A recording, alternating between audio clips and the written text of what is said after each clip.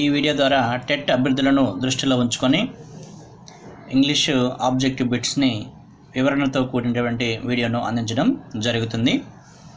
అయితే మొదటి బిట్గా తీసుకున్నట్లయితే he dash milk everyday.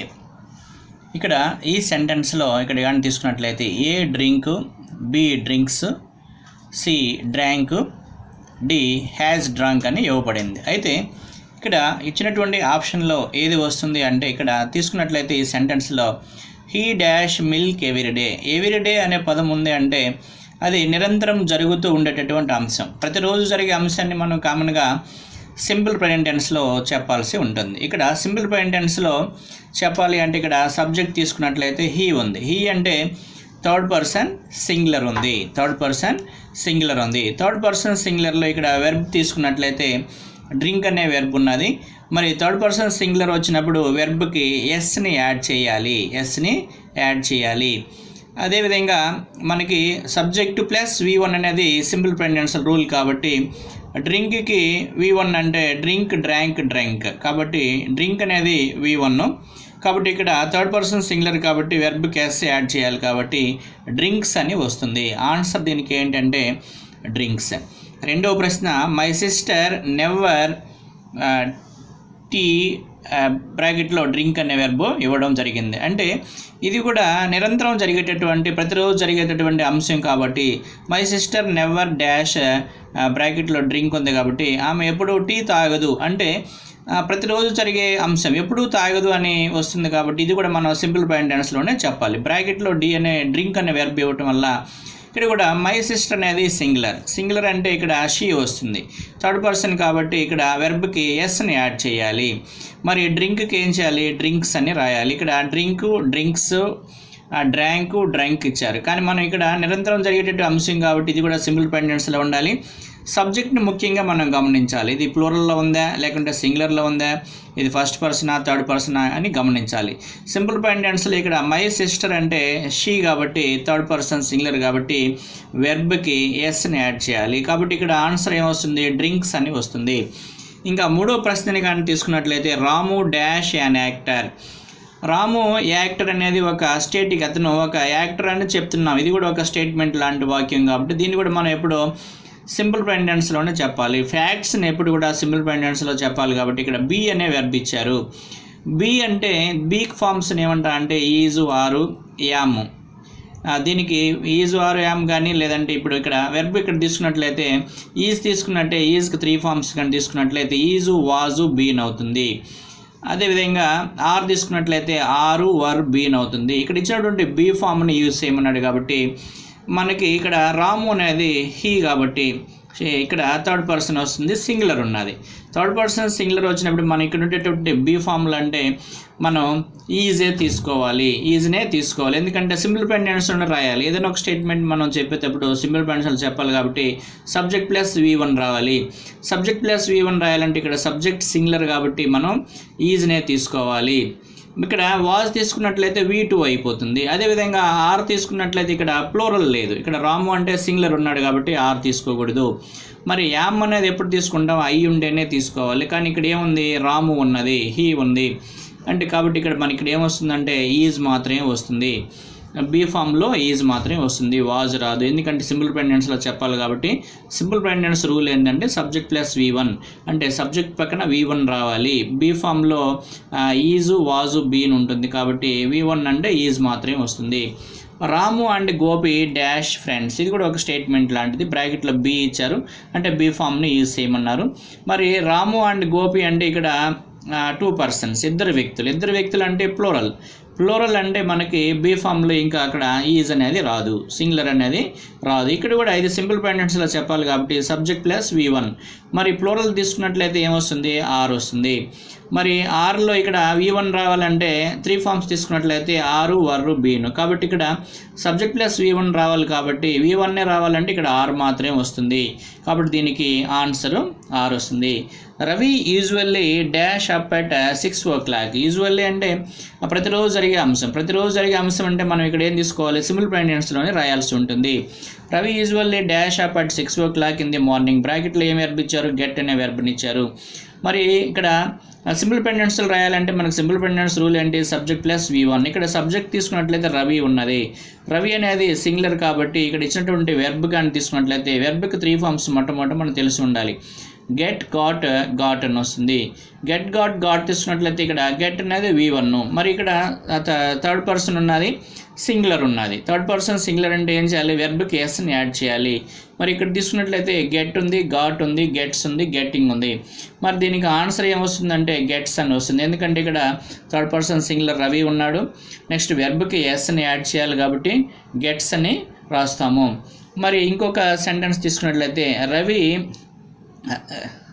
River water, not Ravi, river water dash salty, బ్రాకెట్లో ఏమి ఇచ్చారు? నాట్ టేస్టీ అని ఇచ్చారు. మరి నెగిటివ్ సెంటెన్స్ని ఇచ్చారు. నాట్ టేస్టీ అంటే ఇది నెగిటివ్ సెంటెన్స్లో రాయాలి. రివర్ వాటర్ అనేది సాల్టీగా ఉండదు అంటే ఇది ఒక స్టేట్మెంట్ లాంటి. స్టేట్మెంట్ అంటే మనం దేంట్లో రాయాలి? సింపుల్ ప్రెడిక్టెన్స్లోనే రాయాలి. మరి ఇక్కడ రివర్ వాటర్ సాల్టీగా లేదు అని నాట్లో రాయాలి అంటే మనం ఏదైనా ఒక సింపుల్ ప్రెడిక్టెన్స్ సెంటెన్స్కి నాట్ని యాడ్ చేయాలంటే ఇక్కడ టేస్ట్ అనేది మెయిన్ వెర్బ్. మెయిన్ వెర్బ్కి నాట్ని యాడ్ చేయాలంటే మనం ఒక హెల్పింగ్ వెర్బ్ని సపోర్ట్గా తెచ్చుకోవాల్సి ఉంటుంది. ఎందుకంటే for example she is girl అంటే ఈజ్ అనేది హెల్పింగ్ వెర్బ్, అక్కడ నాట్ యాడ్ చేస్తాం. She is not a girl, it is not a river. ఈజీగా అక్కడ helping verbs is are am ఇలాంటి వచ్చినప్పుడు నాట్ని ఈజీగా యాడ్ చేయగలుగుతాం. కానీ మెయిన్ వెర్బ్స్ వచ్చినప్పుడు నాట్ చేర్చాలంటే అక్కడ నాట్ చేర్చాలంటే హెల్పింగ్ వెర్బ్ తెచ్చుకోవాలి. హెల్పింగ్ వెర్బ్ కూడా డూనే తెచ్చుకోవాలి. ఇక్కడ తీసుకున్నట్లయితే ఇక్కడ ఈ సెంటెన్స్లో రివర్ వాటర్ టేస్ట్ సాల్టీ, ఇది పాజిటివ్ సెంటెన్స్. దీన్ని నెగిటివ్ సెంటెన్స్లోకి మార్చాలి అంటే మొట్టమొదట అది ఏ టెన్స్లో ఉందో చూసుకోవాలి.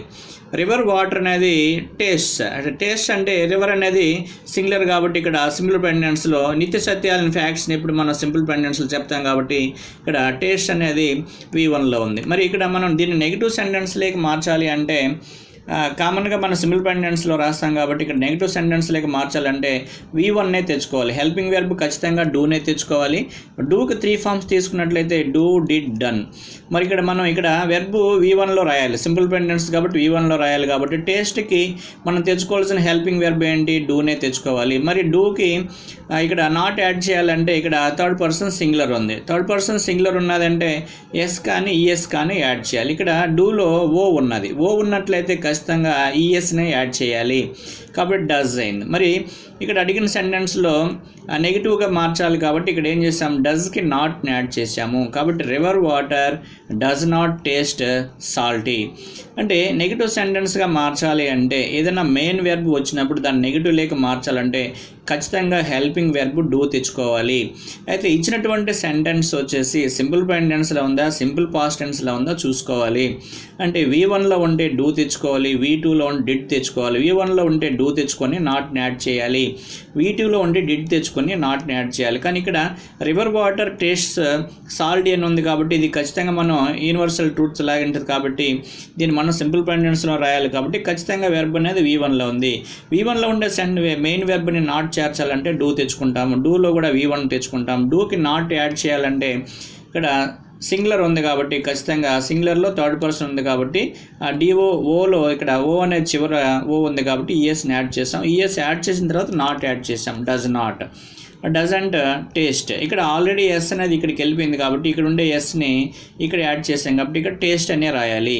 కాబట్టి ఆన్సర్ దీనికి ఏమొస్తుంది? River water does not taste salty అని వస్తుంది. ఇక్కడ తీసుకున్నట్లయితే ఈ సెంటెన్స్లో మనకి ఇచ్చింది ఇక్కడ river water dash salty not taste అని బ్రాకెట్లు ఇచ్చారు కాబట్టి దీనికి ఆన్సర్ ఏమొస్తుందంటే డజంట్ టేస్ట్ అని వస్తుంది. ఇంకా 7వ సెంటెన్స్ కానీ తీసుకున్నట్లయితే Sumathi dash a wise girl, ఇది కూడా ఒక స్టేట్మెంట్ లాంటిది కాబట్టి బ్రాకెట్లో బి ఇచ్చారు కాబట్టి ఇది కూడా సింపుల్ ప్రెడిక్టెన్స్లో రాయాలి. సింపుల్ ప్రెడిక్టెన్స్ అంటే సబ్జెక్ట్ ప్లస్ V1 కాబట్టి సుమతి సింగులర్ కాబట్టి ఇక్కడ మనం తెచ్చుకోవాల్సింది ఈజీ తెచ్చుకోవాలి.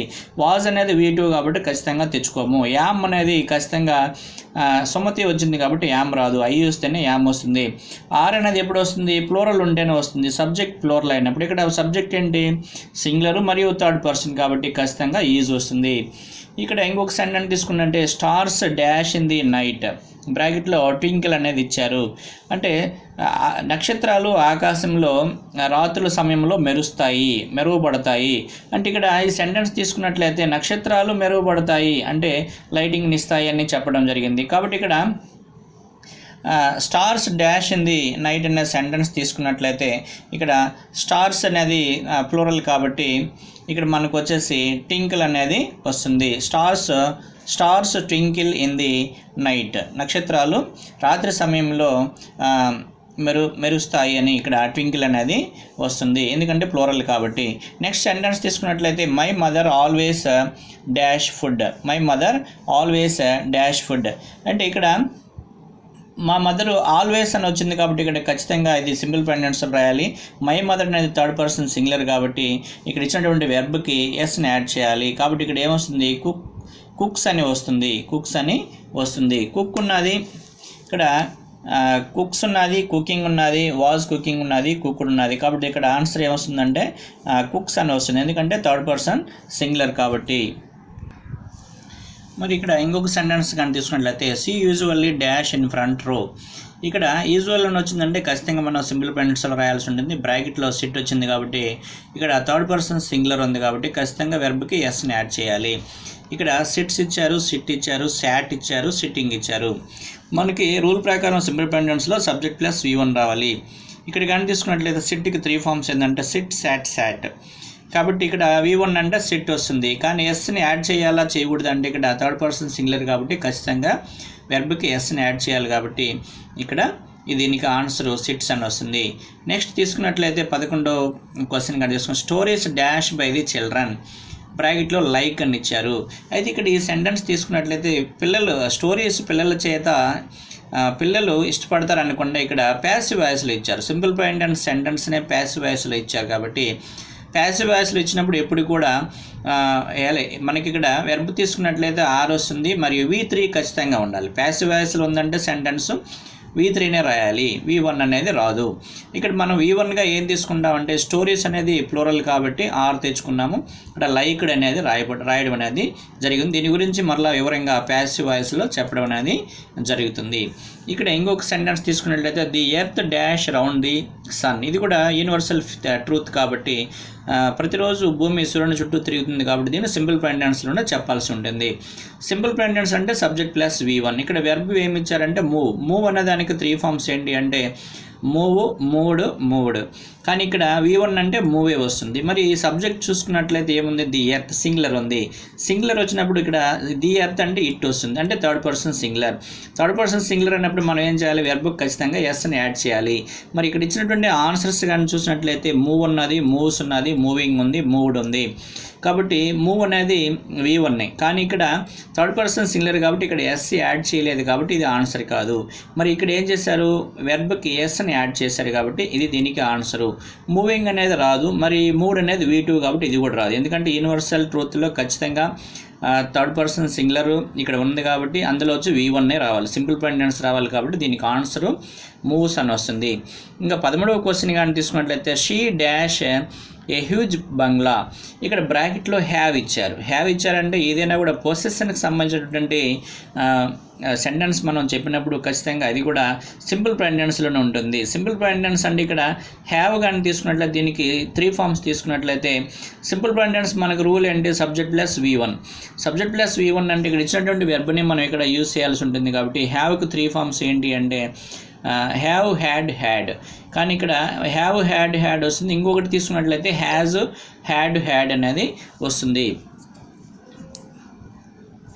హ్యాజ్, హ్యాడ్ వస్తుంది. కానీ ఇక్కడ మనకి థర్డ్ పర్సన్ సింగులర్ ఉంది కాబట్టి సింగులర్ వచ్చినప్పుడు ఖచ్చితంగా మనం హ్యాజ్నే యూజ్ చేయాలి. అదే ప్లూరల్గానైతే హ్యావ్ని యూజ్ చేయాలి.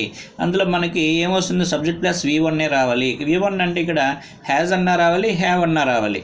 దీనికి 3 ఫార్మ్స్ హ్యాజ్, హ్యావ్, హ్యాడ్ కాబట్టి V1కి వచ్చి ఇక్కడ సింగులర్ కాబట్టి హ్యాజ్ యూజ్ చేస్తాం, ప్లూరల్ అయితే హ్యావ్ యూజ్ చేస్తాం. కానీ కాబట్టి ఇక్కడ ఆన్సర్ ఏమొస్తుంది, హ్యాజ్ అనే వస్తుంది. ఇంకొక సెంటెన్స్ తీసుకుంటే ఇంగ్లీష్ డాష్ స్పోకన్. ఇంగ్లీష్ ఇక్కడ మాట్లాడబడుతుందని ప్యాసివ్ వాయిస్లో ఇచ్చారు. ఇది కూడా ఒక స్టేట్మెంట్ లాంటిది కాబట్టి ప్యాసివ్ వాయిస్లో ఉండే సెంటెన్స్ కాబట్టి ఇక్కడ సబ్జెక్ట్ ప్లస్ V1 తీసుకోవాలంటే ఇక్కడ ఆబ్జెక్ట్ సబ్జెక్ట్ అయింది, ఇంగ్లీష్కి ఇక్కడ ఈజ్ అనేది మాత్రమే వస్తుంది సింగులర్ కాబట్టి. ఇంకోటి తీసుకున్నట్లయితే ఇక్కడ మనం వివరంగా తీసుకున్నట్లయితే ప్యాసివ్ వాయిస్ సెంటెన్స్ ఎలా అనేదాన్ని తీసుకుంటే చిల్డ్రన్ లైక్ స్టోరీస్. దీన్ని మనం ప్యాసివ్ వాయిస్లోకి మార్చినట్లయితే సబ్జెక్టు వెర్బ్ ఆబ్జెక్ట్. ప్యాసివ్ వాయిస్లో సెంటెన్స్ ఏమొస్తుంది, స్టోరీస్ అని వస్తుంది. ఇది సింపుల్ ప్రెజెంట్ సెంటెన్స్. స్టోరీస్ ఈ పక్క వచ్చింది కాబట్టి ఇది ప్లూరల్ కాబట్టి ఆబ్జెక్టు ఆర్ తెచ్చుకోవాలి. అదే సింగులర్ అయితే ఈజ్ తెచ్చుకోవాలి. ప్యాసివ్ వాయిస్ రూల్ ప్రకారం ఏంటంటే వెర్బ్ V3నే రాయాలి. కాబట్టి లైక్కి V3 ఏంటి, లైక్డ్ వస్తుంది. మరి ఇక్కడ ప్యాసివ్ వాయిస్లో బైతో కనెక్ట్ చేస్తాం కాబట్టి ఇక్కడ ఉండే సబ్జెక్ట్ ఈ పక్క వస్తుంది కాబట్టి ఆబ్జెక్ట్ వస్తుంది. మరి మనకి ఇచ్చినటువంటి ఆబ్జెక్ట్ బిట్లో సింపుల్ ప్రెజెంట్ సెంటెన్స్నే ప్యాసివ్ వాయిస్లో కూడా ఇవ్వడం జరుగుతుంది. కాబట్టి ప్యాసివ్ వాయిస్లో ఉండే సెంటెన్స్ సింపుల్ ప్రెజెంట్స్కి సబ్జెక్ట్ సింగులర్ అయితే ఈజ్ తెచ్చుకుంటాము, ప్లూరల్ అయితే హెల్పింగ్ వెర్బ్ని ఆర్ తెచ్చుకుంటాం. దీన్ని బట్టి అక్కడ మనం గుర్తుంచుకొని ఆర్ లైక్డ్, ఈజ్ లైక్డ్ అనే దాన్ని తీసుకోవాల్సి ఉంటుంది. పీపుల్ స్పీక్ ఇంగ్లీష్, ఇది వచ్చేసి డైరెక్ట్ సెంటెన్స్. దీన్ని మనం ప్యాసివ్ వాయిస్లోకి మార్చినట్లయితే ఇంగ్లీష్ అనేది ఆబ్జెక్ట్ ఈ పక్క సబ్జెక్ట్ అవుతుంది. ఇంగ్లీష్ అనేది సింగులర్ కాబట్టి ఇక్కడ ఈజ్ తెచ్చుకున్నాం. దీన్ని V3 లేక మార్చితే స్పోకన్ అయింది. అదేవిధంగా స్టార్స్ ఆర్ ట్వింకిల్డ్, ఇక్కడ స్టార్స్ ఆర్ ట్వింకిల్డ్ అనేది ప్యాసివ్ వాయిస్. ఇట్లా సెంటెన్స్ అనేవి కామన్గా మనకి ప్యాసివ్ వాయిస్లో కూడా అక్కడ ఇవ్వబడతాయి. మనం దాన్ని బట్టి అక్కడ సింపుల్ ప్రెజెంట్స్లో ఉండే వాటిని అయితే మనం అక్కడ ఈజ్న ఆరా తెచ్చుకొని V3ని చెక్ చేసుకోవాలి. ఇట్ ఈస్ గాన్, ఇది కూడా passive voice sentence. It is eaten, ఇది కూడా ప్యాసివ్ వాయిస్ సెంటెన్స్. ఇక్కడ ఇచ్చినటువంటి హెల్పింగ్ వెర్బ్స్ కానీ తీసుకున్నట్లయితే ఈజ్ వాజ్ బీన్ అవుతుంది, ఆర్ వర్ బీన్ అవుతుంది, has had been, has had అవుతుంది, హ్యాజ్ హ్యాడ్ అవుతుంది. కాబట్టి ఇవి మనకి ఇచ్చినటువంటి వెర్బ్స్ మనం 3 ఫామ్స్ బీ ఫామ్స్లో కానీ తీసుకున్నట్లయితే వీటికి 3 ఫామ్స్ కూడా మనం తెలుసుకోవాల్సి ఉంటుంది. ఈ విధంగా మనం ఆబ్జెక్ట్ బిట్స్ ఇచ్చినప్పుడు వాటిని మనం అనాలిసిస్ చేసుకుని వాటికి ఏమొస్తుంది అనేది మన అనాలిసిస్ ప్రకారం ఆన్సర్ అనేది పెట్టాల్సి వస్తుంది. మరికొన్ని ఆబ్జెక్టివ్ బిట్స్ మరింత వివరణతో మరికొన్ని వీడియోల్లో మీకు ఇంగ్లీష్ గ్రామర్ని అందించడం జరుగుతుంది.